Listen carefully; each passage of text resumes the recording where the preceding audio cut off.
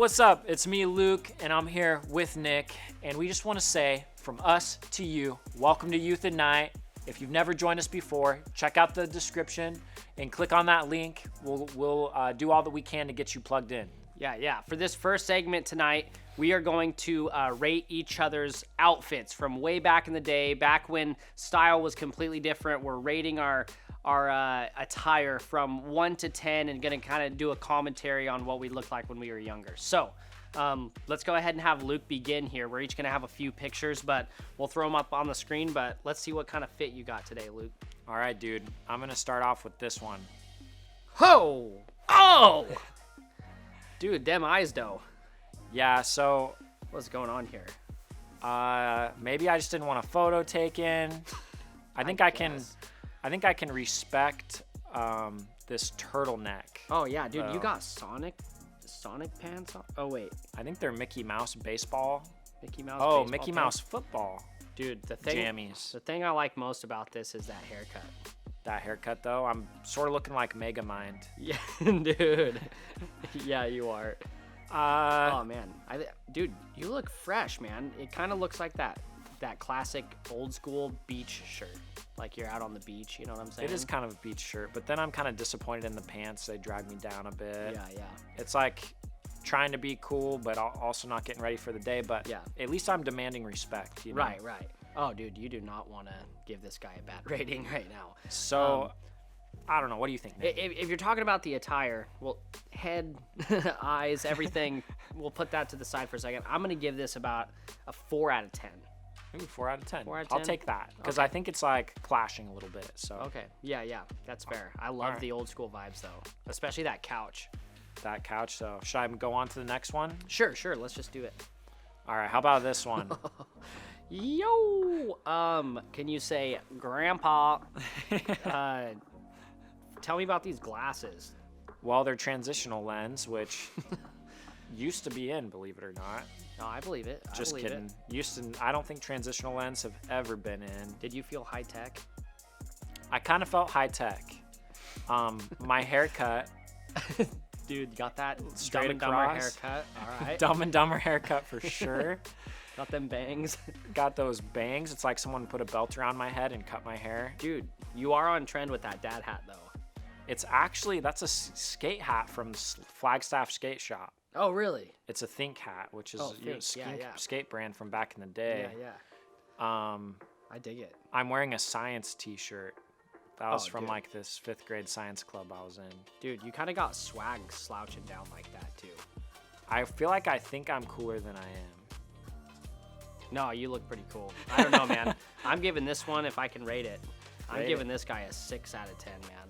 Dude, you're looking baller as all get out in this one. And I'm feeling some kind of steezy. Yeah, yes, you are. All right, dude. This next How one. about this one of us? Oh my goodness. Throwback, yes. This is matching suits. Yeah, tell them a little bit about this moment. Oh man, kind of ashamed of this. We were getting ready to go to prom or homecoming. I can't remember. No, prom, senior year, man. I still remember buying like V-neck t-shirts, and I'm a little ashamed that my V-neck tee is like 2 sizes too big. Not to mention those pants could fit like an adult-sized grown man's diaper in them. Right. Dude, Luke looks like he's got those zombie vibes going on, or mummy vibes. Are those gauges I see? No. Oh yeah, dude. Maybe. I may or may not have had gauges back then. But me and Luke couldn't see almost the entire prom because we had our like dark shades on the entire time. It was part of the outfit. Yeah. But it was great. I'd highly recommend just going with a friend, hitting up McDonald's beforehand. We borrowed your dad's golf hat. Oh yeah. Dude, I don't know, man. I would say fun, we ranked 10 out of 10. We had the best time. Did we actually look as cool as we had intended? Oh man, no. Probably not. I'll let you rate this one, man. I'd be curious to hear. Dude, I'm gonna give us like a 3 out of 10. Okay, yeah, it's pretty bad. rough. It was terrible. Yeah. All right, dude, let's see some of these fits you got. All right. I know these are gonna be good. First one's first. Oh yeah, dude. 97. Ladies man right there. Is that like a baseball sweater? Yeah, looks like it. Vintage. It was baseball. already vintage when you were a kid. Yeah, dude. So now this fit would be extra vintage. Oh yeah, man. You got that business-like turtleneck. Got that kind of a comb over. I feel like you're not able to breathe very well. That's why you got Yeah. that look on your face. That's like that awkward, turn your head a little bit more, and I'm kind of like, you know what I'm saying? Yeah, dude. I'm going to give this, in today's current standards. Yeah. If you saw this on the streets. If I saw you wearing that today, I'd give you a pretty low rating, not going to lie. Dude, that smile, though. It's a good smile. It's a fine haircut. I'd give you a 4 out of 10. 4 out of 10. All right, that's fair. All right, next one right here. All right. Yes, bro. Oh, this is bad. Okay. So, My shoelace is untied. dude, I got to say, I like the lower half of this outfit best. Right? So if you were rocking these Them cargo side jeans, pockets. these side pockets, these shoes in today's world, you'd be Justin Bieber status. That's pretty true. It's like Justin Bieber lower half, Mr. Rogers upper half. That is very true. I was very confused in this age of my life. So I'm going to go ahead and, because you are rocking some swag, but you got that grandpa vibes going, I'm going to give you a 6 out of 10. 6 out of 10? All right, I'll take that. All right, final one for me. Oh, yes, bro. Oh my gosh, this one's kind of humiliating. Dude, you got that Guy Fieri look going on. Guy Fieri. You got that Guy Fieri, the flames, the hair. Guy Fieri, Johnny Cash, man. Guy Fieri all the way. You got those baggy jeans, those skate shoes. I gotta give this a solid 8 out of 10. 8 out of 10. This is the worst one. That is legit, bro. Dude, you might not be able to notice it, but like I can't stand up all the way because I'm like under this thing, so I'm like crouching down. Do you remember that photo getting taken? I do, like it was yesterday. I still feel like I look like this. You're about to play Smoke on the Water, I know it. Oh yeah, for sure. Look at that power cord though. That power cord. You know what I'm saying? That's sick, Yeah. dude. Thanks a ton for checking out some of our old fits from back in the day. For this next segment, I'm sure a lot of you guys have been spending time doing school, particularly on Zoom. And here are some stereotypes of some people that you may have come across while engaging with school over Zoom. Check it out. The project takes the study of the Russian imperial experience in a new direction, linking histories of politics, economics, environment, science, and culture to explore the creativity of growing national. Excuse me, Mr. Johnson. Jeff's on his phone, I believe. I see him in the corner. Sorry to interrupt. Sorry. Yeah, I just want to say how much I appreciate you and your time and special effort. And wanted to also remind you that our assignment is due today, the big one you assigned last Tuesday. Yeah, I had plenty of time to finish it. I need actually additional homework. And this is the season I really need to lean in. We got nothing better to do at home. The modern Russian North during the late imperial and early Soviet. How Catherine Yeah! New PR, let's go, boys! and feminine imagery. Yes! And how her demonstration of highly gendered Empress, Catherine the Great. Those of you who came to happened. Early on the morning of June 28th of 1762, Catherine, with the help of her supporters, secretly escaped her summer residence. What is X equal to? Have you ever had a dream that you want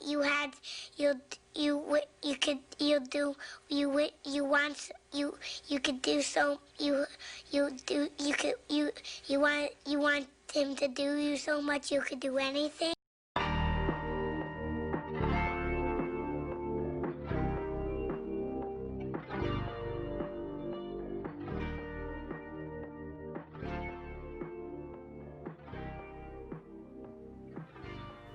What's up, everybody? Last week we began a new series of talks called All the Feels. In this teaching series, it's all about emotions. And last week we began kind of this framework for this conversation that we're going to have around emotions and how they are useful, they are powerful, they are good, but they can become bad as soon as they become the boss of our lives, as soon as they begin to call the shots on whether or not we respond a certain way or not. And if we don't put in the work of being emotionally healthy, our emotions can actually begin to take the driver's seat of our lives. We believe that Jesus invites us into a better way of living than for emotions to take the front seat or the driver's seat of our lives. Jesus is actually a better boss for our lives than the emotions that we experience. So today we're going to talk about the emotion or the experience of anger. You may identify anger not as the word anger, but for you, you might be like, man, I'm not really an angry person, but I do get frustrated easily. Maybe it's frustration, or maybe you're like, dude, I do get mad often. However you would name that, that is the feeling that we're going to spend time processing with the scriptures today. And the thing about anger is it doesn't always look the same depending on the person. Sometimes it means yelling at someone or losing your temper, and that's how we normally think of anger, is like maybe road rage, like, hey, slow down, whatever it might be. But sometimes it's giving somebody the silent treatment. It's not saying anything at all. You feel this deep sense of anger within you, and maybe you're just silent, but like your blood is just boiling and you're just like so angry, but people wouldn't say, oh, that person's angry right now, but because it's kind of an internal experience. But anger gets even more complicated because not all anger is bad. We see Jesus actually getting angry. But there's the anger we feel when we see injustices, when we see things like racism or big issues in this world when they're not taken seriously. We might get mad about, angry about it. Or when we see that some people don't have access to clean water in some areas of the world. We're like, why in the world? It just wells up within us, this anger. Or when we hear the rates of homeless youth in our area, or unemployment rates, or all sorts of things that are just going on right now in the world. When we see things happening in this world that aren't right, it's actually really, really good that you and I experience anger for them. In fact, like I mentioned earlier, Jesus actually got angry when people were being mistreated. Like, he would flip furniture. He was so angry. So it isn't always bad. Sometimes anger can be constructive in ways, and it can move us into a positive action, right? But other times it's super destructive for our lives. It moves us towards regret and potentially even towards hurting people. Maybe you have been hurt by somebody else's emotion of anger. It's safe to say that anger is a powerful, powerful emotion. And the question I want to start off with is this: what do we do with anger? And how do we keep destructive anger from taking over parts of our lives? We're going to look at a passage of scripture from the book of James, found in the New Testament today. James was the older brother of Jesus. Imagine that kind of pressure. But when Jesus was alive and walked the earth, James actually didn't follow him. He actually didn't claim that he was the Son of God. It was only after Jesus was crucified and came back to life that James was fully convinced. Eventually, James became a leader in the early church. He lived in Jerusalem, and he wrote his letter, this letter that we're going to look at, primarily to Jewish Christians. And it's a letter full of wisdom. And in this section we're going to look at today, James offers a principle that may seem just a little bit too simple at first, but if you hang with me, you'll see that it's actually super helpful when we experience this emotion of anger. So it starts off like this in James 3:13, the first section of the verse. It says this: "Who is wise and understanding among you?" Who is wise and understanding? He's basically like, being wise is different from being smart, right? You can be born smart, and you actually, wisdom is earned. It's something that you kind of grow into. If you are wise, you usually take the things that you've experienced and you put those into practice, the things that you've learned. You understand that life is connected and that actions actually have consequences. And James is saying, how many of you get that? If you get that, here's what I have to say to you. And he continues in this verse. He says, let them show it. If you're wise, let them show it by their good life, by deeds done in humility that come from wisdom. So James is making a connection here. He's saying that wise people, they actually humble themselves. They don't say, hey, I have all the right answers. They actually humble themselves. They listen. And what does humility look like? I think that it starts with the proper view of themselves. If I was going to be humble, it starts with a proper view of who I actually am. Like, you don't see yourself as the as the exception to the rule. You're not like, you have to do that, but I don't have to because I'm just better than you. You don't think that the world revolves around you and your desires. You don't think that you deserve better treatment than everybody else.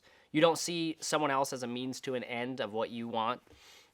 James is saying that wise people live with a humble posture. Then he goes on in verse 14, he says, but if you arbor bitter envy and selfish ambition in your hearts, do not boast about it or deny the truth.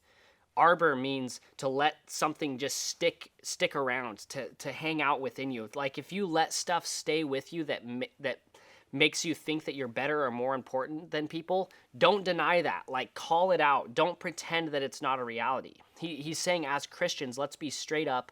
Let's get it out in the open. Let's name those things like, hey man, I'm angry at you. I'm bitter at you. I'm jealous of you. Let's just say it so that we can grow from that place. And then James continues in verse 16. For where you have envy and selfish ambition, that is the place that you find disorder and every evil practice. Let me put it differently. When pride or arrogance gets lodged inside of us, it doesn't always stay in that place. It might stay there for a while, but it actually comes out in our actions. A couple of verses later, he says this: what causes fights and quarrels among you? In other words, what are the things that you get angry about that cause you to live in disunity and to battle with other people? What are you angry about and responding to right now? And I bet I could stop right there, and every single one of you could name a few things that you see causing quarrels or fights among people. Like, maybe it's too soon, but political conversations. Maybe your parents have unrealistic rules on your life, and you're like, oh, what? Maybe your siblings, they just won't stop being annoying, or maybe your friends just aren't seeming to text back right now, and you're like, dude, what? It's causing a quarrel. Like, I'm angry about this. Maybe it's school right now. There's frustration around that. We all have things that cause conflict and anger within us. We all have an answer outside of us that causes problems among us, right? But James isn't buying it. He answers his question by saying this: don't they come from your desires that battle within you? That's kind of the real question that we should be asking ourselves. James is saying the real issue might not be the things angering you. The real issue might actually be the battle that's going on inside of you.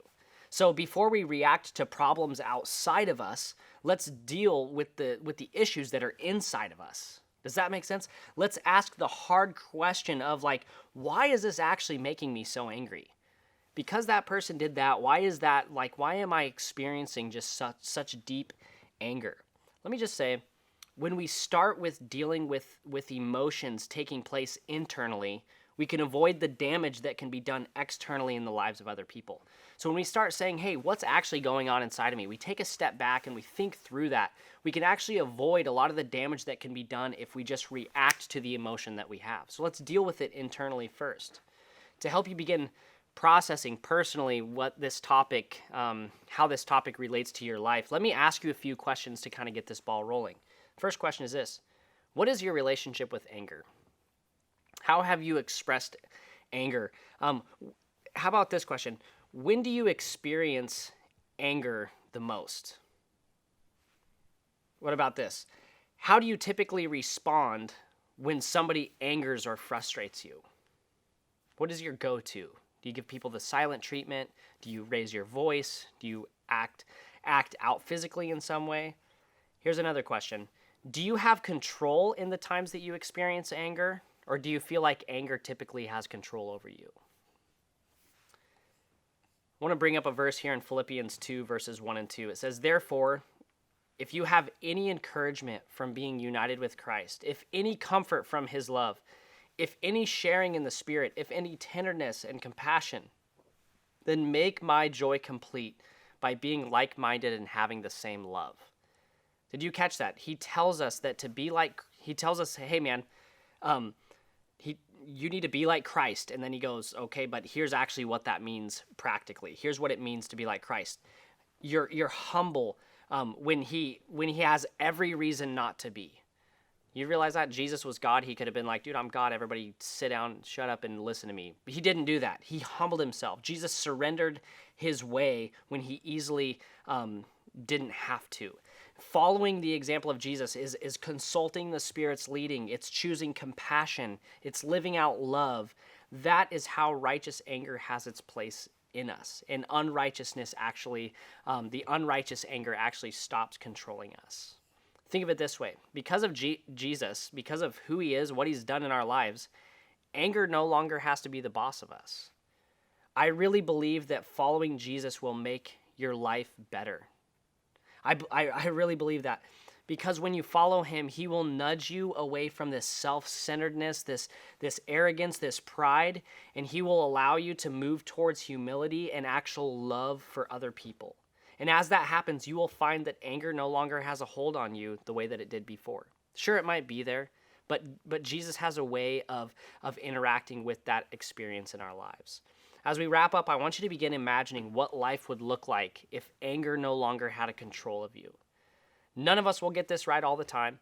I would have to say that anger is probably one of the strongest emotions in my life that I have to deal with, that I have to continually bring back to God. But as you discuss this with your small group, process some ways that you can take steps in the right direction of dealing with this emotion of anger. In your personal circumstances right now, what would it look like for you to choose wisdom and humility over anger? We love you guys. We hope you have a great discussion, and we'll see you next week. I'm having the time of my life. Everything is going alright. Ooh, I just made them look twice. This is how it feels when you living that good life. If this is your first ever time joining us, we want you to check out the link in the description so that you can see about... We want you to check out...